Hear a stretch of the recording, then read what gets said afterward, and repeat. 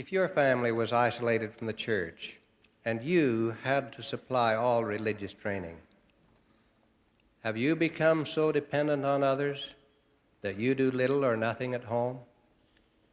Tell me, how much of the gospel would your children know if all they knew is what they had been taught at home? Ponder that.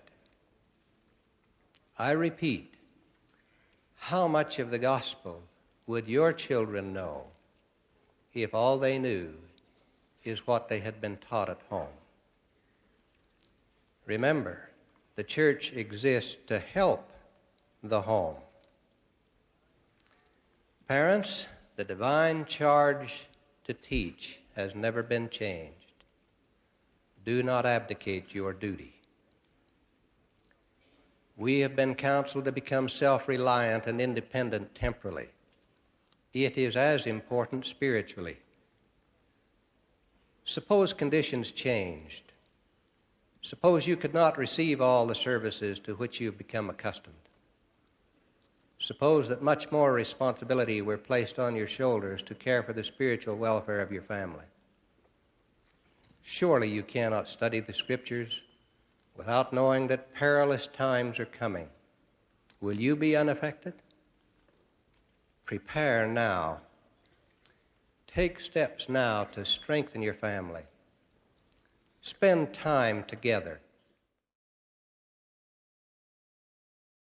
Elder Craig C. Christensen and I were companions recently in a priesthood leadership conference, and he used two simple questions to emphasize the principle of becoming home-centered and church-supported.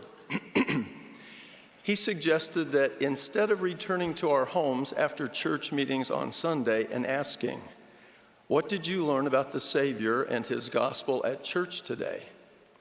we should ask in our church meetings, "What did you learn about the Savior and his gospel this week in your home?"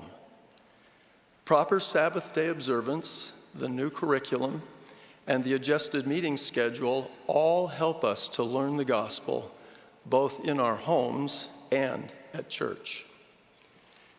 Each member of the Church of Jesus Christ of Latter-day Saints has an individual responsibility to learn and live the Lord's teachings and to receive by proper authority the ordinances of salvation and exaltation. We should not expect the church as an organization to teach or tell us everything we need to know and do to become devoted disciples and endure valiantly to the end. Rather, our personal responsibility is to learn what we should learn, to live as we know we should live, and to become who the Master would have us become. And our homes are the ultimate setting for learning, living, and becoming.